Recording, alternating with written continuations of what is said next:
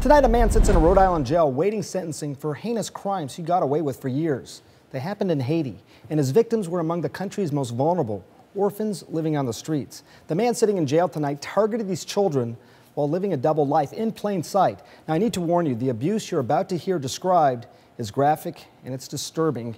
Here's Vladimir Duthiers. When Doug Perlitz arrived in Cap Haitian in the 1990s to work with homeless street kids, he seemed like a savior.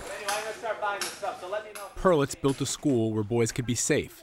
It became known as the Village, a place where boys who had nothing could come to learn, eat, sleep, and play. Francillian John Charles came to the Village when he was 12 years old. When I met Mr. Douglas, he appeared to us like Jesus Christ himself come to rescue us.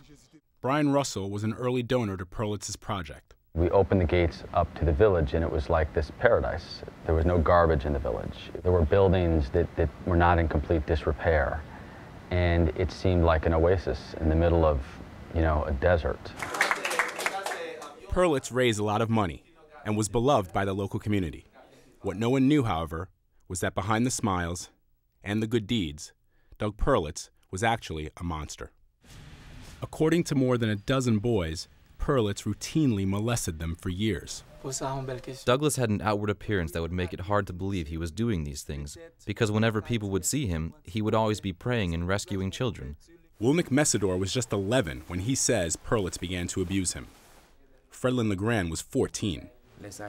He gave me a pill that made me fall asleep, and when I woke up, I found my pants covered in sperm.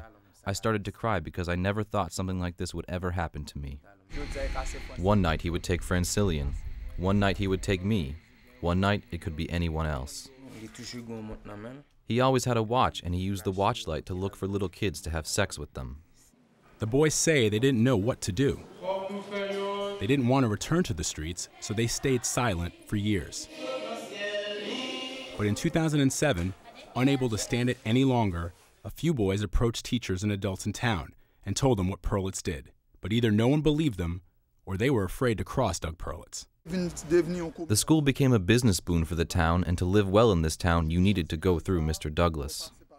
Some boys, in desperation, began to scrawl messages on the school walls, hoping to get someone's attention. All along these walls, there's graffiti markings that have been painted over. The boys say that the only way that they were ever able to get anybody to understand what was going on behind these walls was to write the graffiti about what Doug Perlitz was doing to them. And actually here you see two words that are left here, a plea for help: welcome, National Police of Haiti. The police, however, never came. Finally, a local radio reporter named Cyrus Seibert saw the graffiti and told the kids he'd help. I told the boys, I will go to the end with you. Are you ready? And they said, no problem. Seibert interviewed one of the kids on his radio show, but at first, Haitian authorities and American donors refused to believe them. There was no way that this man could have committed these things that people were accusing him of. It seemed utterly out of the realm of possibility. There was too much goodness, the heart was too big. It wasn't until the spring of 2008 that an American volunteer discovered something was terribly wrong. Brian Russell got a call from the volunteer at the school. She related a story to me where one of our older boys had raped one of our younger boys. Our volunteer went to the Haitian headmaster of the school and said, we have to do something more about this. We can't have children raping each other. And his response was, well, that's really hard because Douglas has been doing this for the last 10 years. Confronted by his donors, Perlitz fled Haiti and returned to the U.S., where a year later, U.S. Immigration and Customs Enforcement agents arrested him and charged him with allegedly abusing 18 underage boys. On his computer, they found links to pornographic websites, which according to court documents said Perlitz, quote, showed one or more minors homosexual pornography or displayed homosexual pornography on his laptop computer to entice and persuade the minors to comply with the sex acts. Perlitz initially refused to cooperate with police, but this past August, he struck a plea deal, admitting only that he had sex with 8 minors and confessing that he traveled from the U.S. to Haiti to have sex, which is just one of the 24 counts he originally faced. In a handwritten confession, he wrote, one of the dominant purposes of that trip was to engage in illicit sexual conduct with one of the minor boys. Perlitz faces up to 20 years in prison and will be sentenced on Tuesday. Those who once supported Perlitz are still trying to understand how all of this could have happened. You feel like you want to go hug those kids, and you want to save those kids. and you can't. Many of the kids are now young adults and view Perlitz's limited confession as some measure of justice. For us, this is a victory. A victory because in the beginning, Doug denied it. He said I was a liar, that the boys were liars.